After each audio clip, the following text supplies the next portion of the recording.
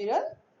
ધોરણ 7 ગણિત પ્રકરણ 14 સમમિતિમાં સમતલીય સપાટી પર 3D આકારો કેવી રીતે રજૂ કરવા તેમજ પરિભ્રમણીય સમમિતિનો ખ્યાલ 2D અને 3D આકારોની સમજ આપણે આ પ્રકરણમાં શીખવાના છીએ. તો ચાલો આપણે સ્વાધ્યાય 14.1 ના પ્રશ્ન 1 જોઈએ. સ્વાધ્યાય 14.1 પ્રશ્ન 1. કાણા પાડેલી આકૃતિની નકલ કરો અને સમમિતિની અક્ષ શોધો. તો અહીં આપણને અમુક ચિત્રો આપે છે અને તેમાં આપણને આ જે ટપકા દર્શાવ્યા છે તે ટપકાના આધારે આપણે સમમિતિની અક્ષ શોધવાની છે. તો સમમિતિની અક્ષ કોને કહેવાય?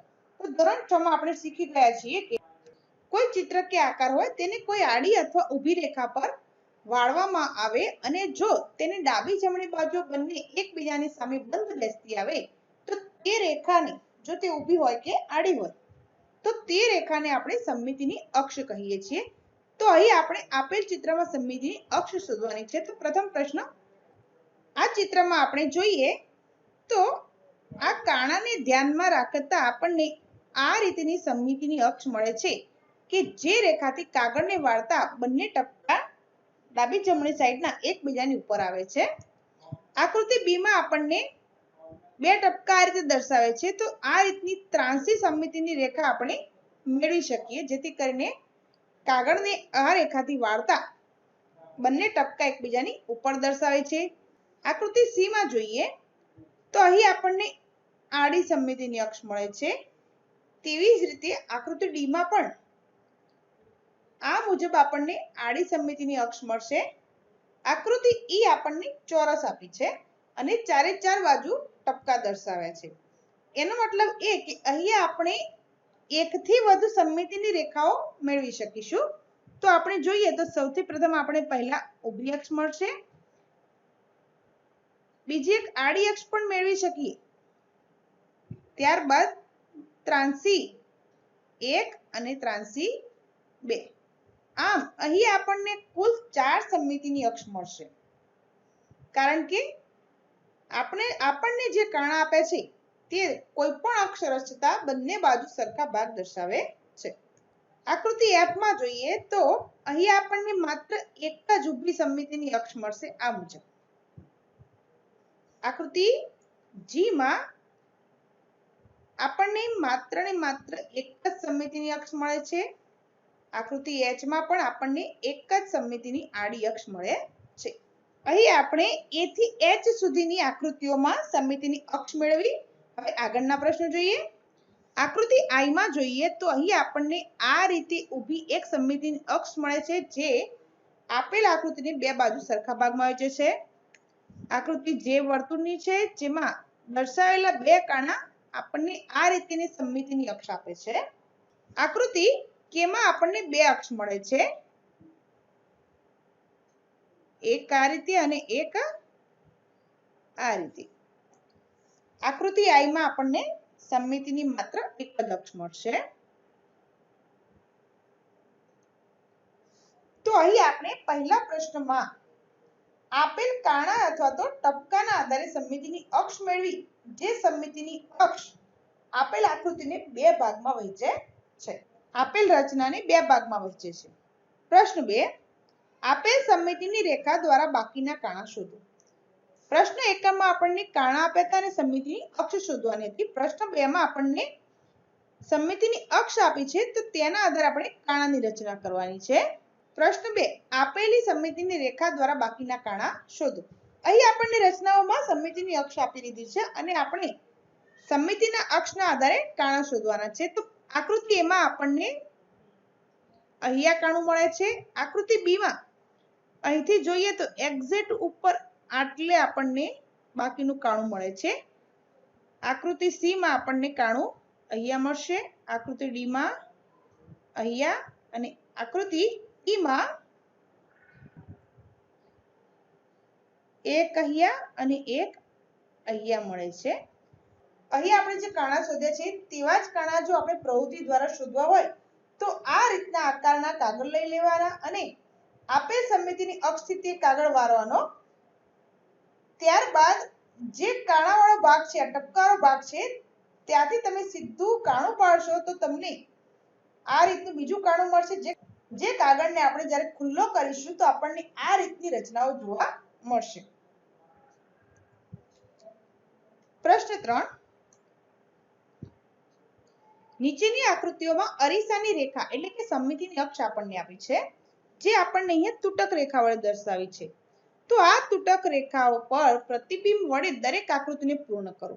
તો પ્રતિબિંબ કેવી રીતે મેળવશું? તો તમે આ રીતનો કાગળનો ટુકડો કાપી લેવાનો અને અહીંયા તમને જે આ સમમિતિની અક્ષ આપી છે તે ભાગને તમે જો કાચ આગળ રાખશો, અરીસા આગળ રાખશો તો તમને અરીસાની બીજી બાજુએ આ આકૃતિ પૂર્ણ થયેલી દેખાશે, જેને આપણે અહીંયા ચિત્ર વડે દર્શાવવાના છીએ. તો અહીં આપણને આ રીતનું ચિત્ર આપ્યું છે. જો તેને આપણે આ આકૃતિને આપણે અરીસા સામે રાખશું તો આપણે આ આકૃતિને પૂર્ણ કરીએ તો આપણને આ રીતની પૂર્ણ આકૃતિ અરીસામાં જોવા મળે છે. આકૃતિ બી માં જોઈએ તો અરીસા આગળ રાખતા આપણને આ રીતનો સંપૂર્ણ ત્રિકોણ જોવા મળશે. આકૃતિ સી માં પણ આપણને આ રીતનો ચતુષ્કોણ જોવા મળશે. આ બધા જ આકારો આપણે કાગળ પર કાપીને અરીસા સામે જોતા આપણને પૂર્ણ ચિત્ર જોવા મળે છે, જે આપણે અહીંયા ચિત્ર વડે દર્શાવે છે. આપણે આપણી નોટબુકમાં પણ આ રીતે જ લખીશું. પ્રશ્ન ડી માં આપણને આ રીતનું સંપૂર્ણ વર્તુળ જોવા મળશે. પ્રશ્ન ઈ માં આપણને અધૂરો પંચકોણ આપે છે. આ આકૃતિને પૂર્ણ કરતા આપણને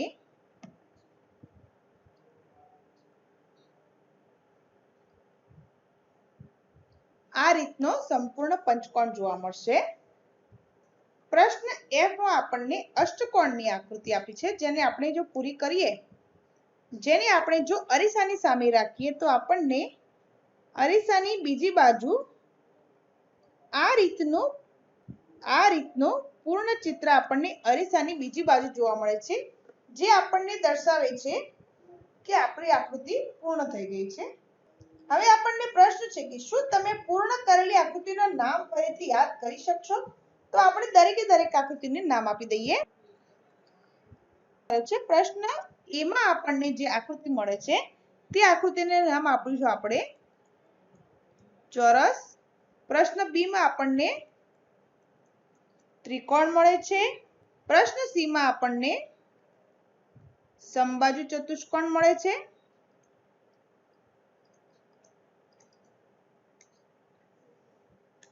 પ્રશ્ન ઈ માં આપણને વર્તુળની રચના મળે છે. પ્રશ્ન ઈ માં આપણને પંચકોણ અને પ્રશ્ન એફ માં અષ્ટકોણની આકૃતિ આપણને જોવા મળે છે. તો અહીં આપણને સમમિતિની અક્ષ દ્વારા પૂર્ણ આકૃતિની રચના મેળવી.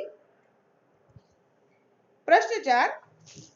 નીચે આપેલી આકૃતિઓ એક કરતા વધારે સમમિતિની રેખા ધરાવે છે. તો આવી આકૃતિઓ ઘણી રેખિક સમમિતિ ધરાવે છે તેવું કહેવાય. જો આપેલી આકૃતિઓ રેખિક સમમિતિ ધરાવતી હોય તો તેને આપણે આ રચનાને આધારે ઓળખવાની છે.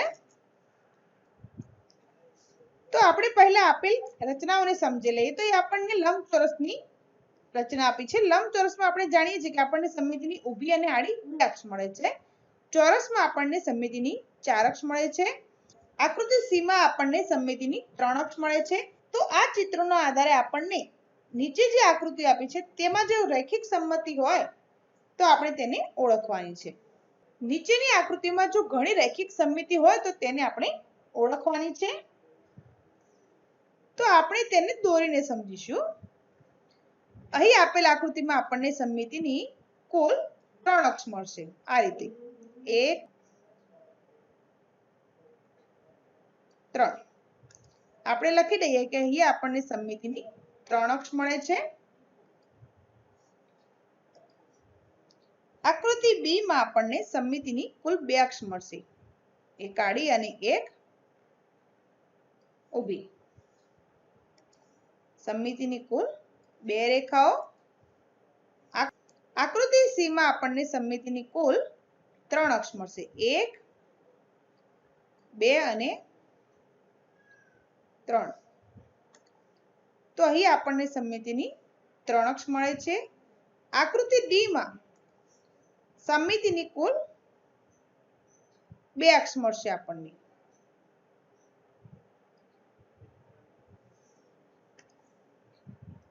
બે રેખાઓ. આકૃતિ ઈ માં આપણને સમમિતિની કુલ 4 અક્ષ મળશે. આ રીતે એક ઊભી, આડી અને 2 ત્રાસી સમમિતિની અક્ષ આપણને આ રીતે મળશે. 4 રેખાઓ. આકૃતિ એફ માં આપણને માત્ર ને માત્ર એક જ સમમિતિની અક્ષ મળે છે. આકૃતિ જી માં આપણને કુલ 4 અક્ષ મળશે. 1 2 3 અને 4.